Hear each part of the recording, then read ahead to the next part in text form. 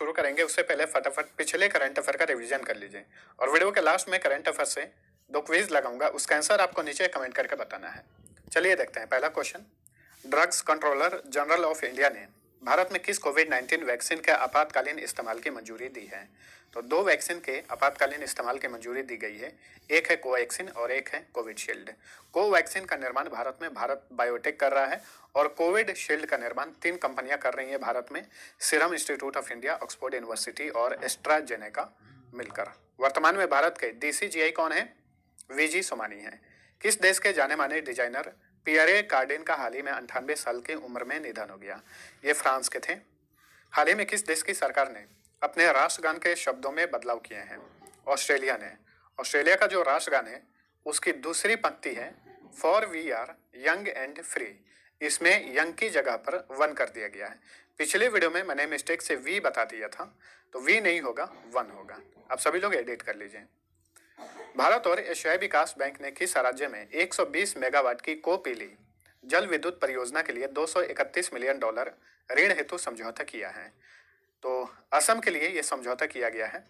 इसके लिए ADB $231 million ऋण प्रदान करेगा। निम्न में से किस टेनिस खिलाड़ी पर मैच फिक्सिंग के आरोप में 12 साल का प्रतिबंध लगा दिया गया है? डगमारा बास्कोवा। ये टेनिस खिलाड़ी हैं कहाँ के? स्लोवाकिया के। हाल ही में किस केंद्रीय मंत्रालय ने बिल्डिंग एंड आत्मनिर्भर भारत नामक पुस्तक लॉन्च किया है? ये एक प्रकार का बुकलेट है, इसे लॉन्च किया है रेल मंत्रालय ने। रेल मंत्री कौन है? पीयूष गोयल। और रेलवे बोर्ड के चेयरमैन और नए CEO बनाए गए हैं सुनीत शर्मा। 1 जनवरी 2021 से किस राज्य ने किसान कर्ज माफी योजना शुरू की है? झारखंड ने। शेयर कारोबार में गड़बड़ी करने के आरोप में भारतीय प्रतिभूति और विनिमय बोर्ड ने यानी सेबी ने मुकेश अंबानी और उनकी कंपनी रिलायंस पर कुल कितने करोड़ रुपए का जुर्माना लगाया है? 40 करोड़ रुपए का। मुकेश अंबानी पर व्यक्तिगत रूप से 15 करोड़ रुपए और उनकी कंपनी रिलायंस पर 25 करोड़ रुपए का जुर्माना लगाया गया है, यानी कुल 40 करोड़। वहीं और भी कंपनियों पर जुर्माना लगाया है सेबी ने। Navi Mumbai says private limited पर 20 करोड़ रुपए का और मुंबई सेट लिमिटेड पर 10 करोड़ रुपए का जुर्माना लगा है। निम्न में से किस भारतीय वेधशाला को WMO यानी वर्ल्ड मेट्रोलॉजिकल ऑर्गेनाइजेशन द्वारा शताब्दी मौसम वेधशाला का दर्जा दिया गया है? पटना मौसम विज्ञान वेधशाला को। अब चलिए शुरू करते हैं आज का करंट अफेयर। पहला क्वेश्चन है, रेल मंत्रालय ने हाल ही में रेलवे किराए में किन्हें मिलने वाली छूट को बंद कर दिया है यानी समाप्त कर दिया है? तो पहले खिलाड़ियों को रेल किराए में छूट मिलता था, अब उसे समाप्त कर दिया है रेल मंत्रालय ने। ऑप्शन सी सही उत्तर है। तो जो राष्ट्रीय खेल आयोजन में हिस्सा लेते थे, जो राष्ट्रीय खिलाड़ी थे, उन्हें ट्रेन में सफर करने के लिए, जैसे कि भारत के कोने कोने में दूर दराज इलाके में खेलों का आयोजन किया जाता था, तो ये खिलाड़ी ट्रेन का सफर करके जाते थे तो इन्हें किराए में छूट मिलता था। जैसे कि सेकंड स्लीपर के लिए 75% छूट, प्रथम श्रेणी के लिए 50%, 3 AC के लिए 50% और 2 AC के लिए 25% छूट मिलता था। अब उसे रेल मंत्रालय ने खत्म कर दिया है। अब यहाँ पे भारतीय रेलवे का बात चला है तो 2 चीजें भी ध्यान में आपको रखना है। 2022 तक रेलवे ने पूर्ण रूप से विद्युतीकरण करने का लक्ष्य रखा है पूरे भारतीय रेल को। वहीं 2030 तक रेलवे ने 0 कार्बन उत्सर्जन के माइलस्टोन को प्राप्त करने का लक्ष्य भी रखा है। भारतीय रेलवे की स्थापना की गई थी 8 मई 1845 में, लेकिन भारत में पहली बार रेल चलाया गया था मुंबई से ठाणे के बीच में। कब? 1853 ईस्वी में। भारतीय रेलवे का मुख्यालय नई दिल्ली में है। वर्तमान में रेल मंत्री हैं पीयूष गोयल और नए चेयरमैन और CEO बनाए गए हैं सुनीत शर्मा। किस देश ने हाल ही में खुफिया जानकारी जुटाने के उद्देश्य से हिंद महासागर में पानी के अंदर ड्रोन का एक बेड़ा तैनात किया है? तो ये काम किया है चीन ने। ऑप्शन बी सही उत्तर है। ठीक है, हिंद महासागर में इसने अपना ड्रोन का एक बेड़ा तैनात किया है ताकि ये खुफिया जानकारी जुटा सके। इस ड्रोन का नाम है हेई। चाइनीज भाषा में इस ड्रोन का नाम है हेई, इंग्लिश में सी विंग इसका नाम है। ठीक है, चीन की बात करें तो चीन का एक यान का नाम है चांग-ई 5 जो हाल ही में चंद्रमा पर सफलतापूर्वक उतरा था और वहां से सफलतापूर्वक सैंपल लेकर धरती पर भी वापस आ गया। तो इसका नाम ध्यान में रखिए, चांग-ई 5 इसका नाम है। ठीक है, और इस तरह से चंद्रमा पर अपना यान उतारने वाला और वहां से सैंपल लेकर वापस आने वाला विश्व का तीसरा देश बना है चीन। पहले के 2 देश अमेरिका और रूस है। और चीन ने अपना फ्लैग भी लगाया चांद पर। अमेरिका के बाद जो है चांद पर फ्लैग लगाने वाला ये विश्व का दूसरा देश है। चीन ने हाल ही में अपना एक आर्टिफिशियल सन यानी कृत्रिम सूर्य को भी शुरू किया है। ये सूर्य 150 मिलियन डिग्री सेल्सियस तापमान हासिल कर सकता है। वैसे जो ओरिजिनल वाला सूर्य है उसका तापमान है 15 मिलियन डिग्री सेल्सियस। और चीन ने ही हाल ही में अपना पहला 6G एक्सपेरिमेंटल उपग्रह लॉन्च किया है और ये विश्व का पहला 6G एक्सपेरिमेंटल उपग्रह है जिसे चीन ने लॉन्च किया है। चीन आबादी के मामले में विश्व का सबसे बड़ा देश है। चीन और भारत के बीच में जो सीमा रेखा है उसका नाम है मैकमोहन रेखा। वहीं भारत पाकिस्तान के बीच में जो रेखा है उसका नाम है रेड क्लिफ रेखा। ठीक है। चीन की राजधानी है बीजिंग। यहाँ के राष्ट्रपति हैं शी जिनपिंग। प्रधानमंत्री हैं चीन में प्रीमियर कहा जाता है ली केकियांग। संसद का नाम है नेशनल पीपुल्स कांग्रेस और मुद्रा का नाम है रेनमिनबी। रेनमिनबी का ही यूनिट है युआन और अंतर्राष्ट्रीय बाजार में चीन जो लेन देन करता है युआन से ही करता है। नंदा देवी पर्वत पर चढ़ाई करने वाले पहले भारतीय पर्वतारोही कौन थे जिनका हाल ही में निधन हो गया? तो इनका नाम है कर्नल नरेंद्र कुमार।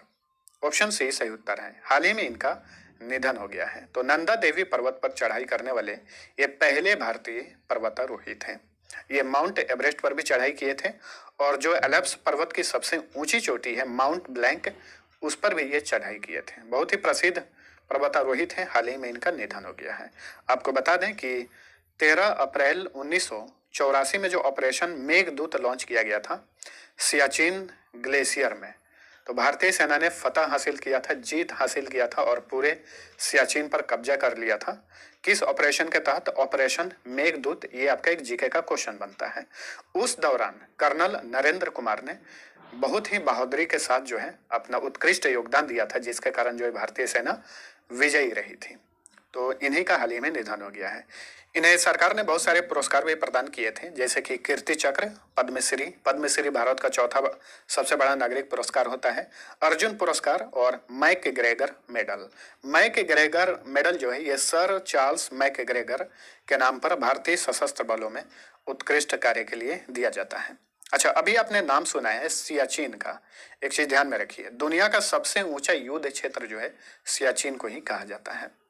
और कर्नल नरेंद्र कुमार को इनके साहसिक कार्य के लिए बुल नाम की उपाधि दी गई थी। बुल। ठीक है। केंद्रीय गृह मंत्री अमित शाह ने हाल ही में पुलिस स्वान यानी पुलिस डॉग्स पर आधारित किस पहली पत्रिका का विमोचन किया है? तो पुलिस स्क्वाड में आप देखते होंगे कि डॉग्स होते हैं जो जांच पड़ताल में काम आते हैं।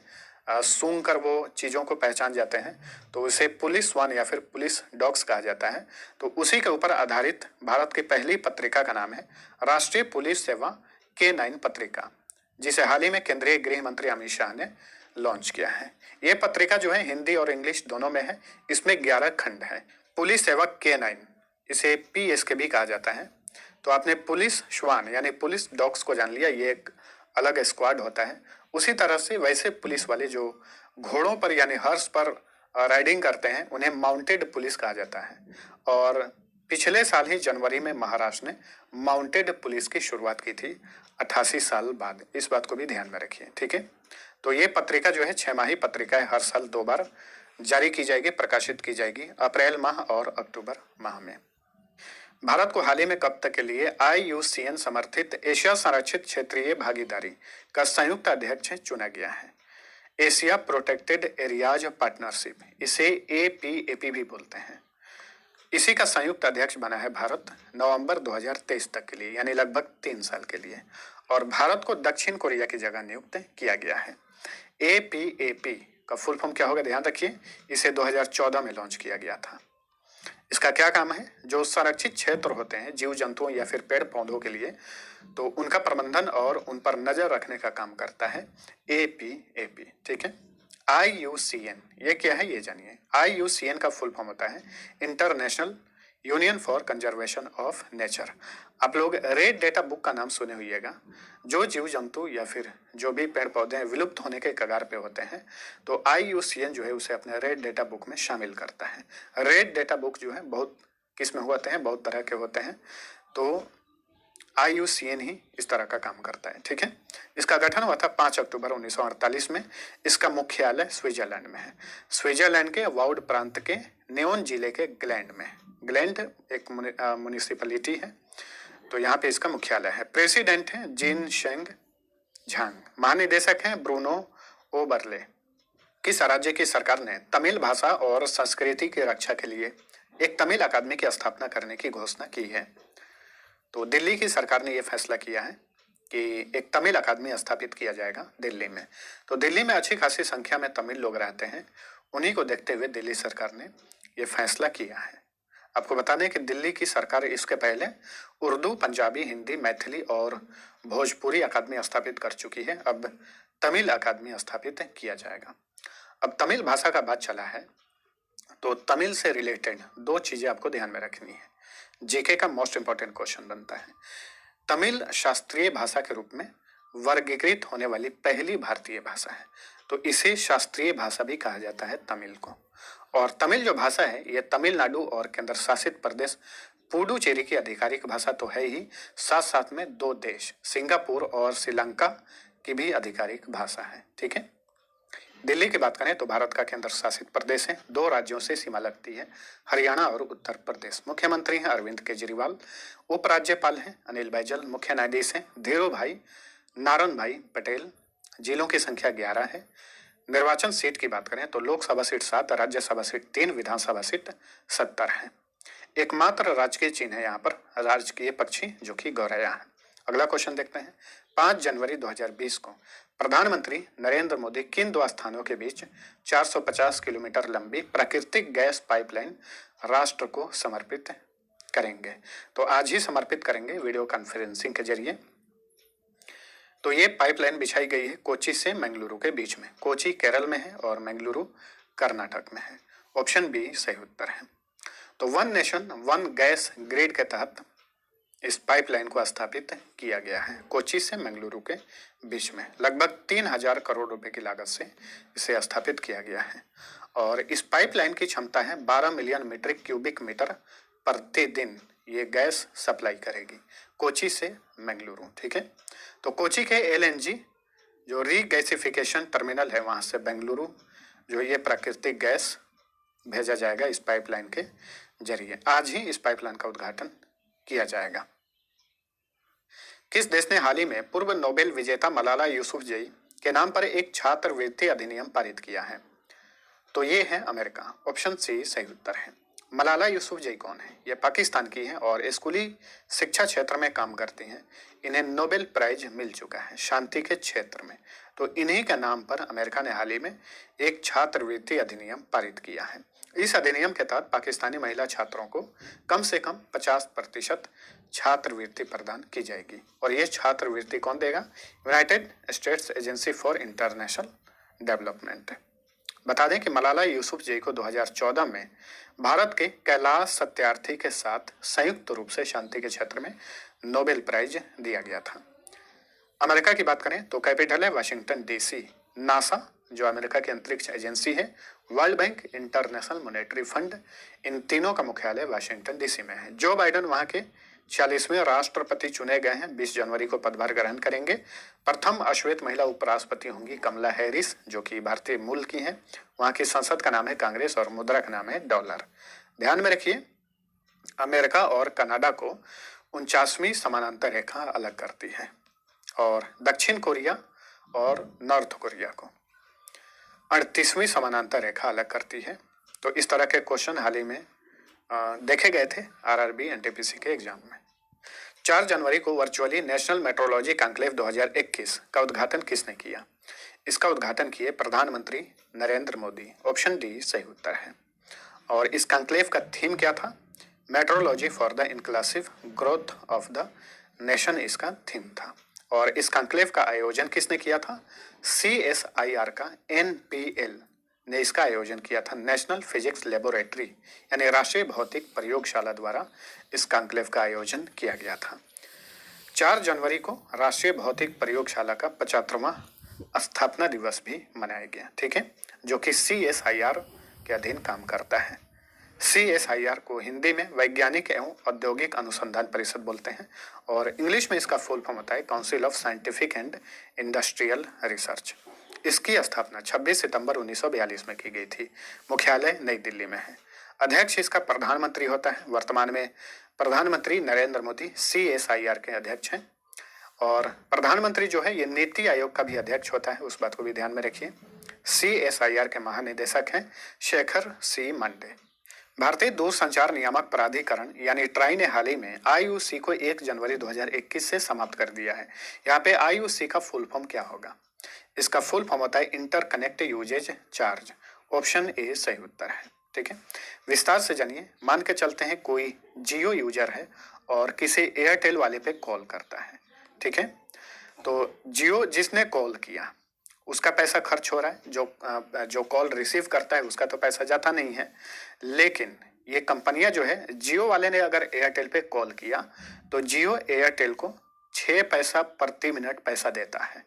ये सब किसी को नहीं मालूम होगा, लेकिन ध्यान रखिए अगर किसी पे कॉल किया जाता है तो जियो जो है, अगर जियो वाले ने एयरटेल पे कॉल किया तो जियो एयरटेल को 6 पैसा प्रति मिनट चार्ज देता है। इसे IUC कहा जाता है। तो इसे ट्राई ने अब समाप्त कर दिया है। ठीक है, तो IUC का फुल फॉर्म होता है इंटरकनेक्ट यूजेज चार्ज। ट्राई की बात करें तो ट्राई का फुल फॉर्म होता है telecom regulatory authority of India. 20 फरवरी 1997 में इसकी स्थापना की गई थी। मुख्यालय नई दिल्ली में है। वर्तमान में चेयरमैन है डॉक्टर PD वाघेला और सचिव हैं सुनील कुमार गुप्ता। हाल ही में विश्व ब्रेल दिवस कब मनाया गया? तो ये दिवस मनाया गया 4 जनवरी को। ठीक है, यूनाइटेड नेशन ने इस दिवस की शुरुआत की थी 2019 में।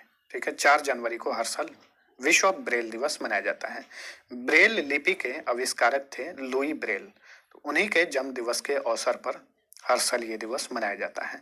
लुई ब्रेल का जन्म हुआ था 4 जनवरी 1809 ईस्वी में और इनकी मृत्यु हुई थी 6 जनवरी 1852 में, यानी 43 साल में इनका निधन हो गया।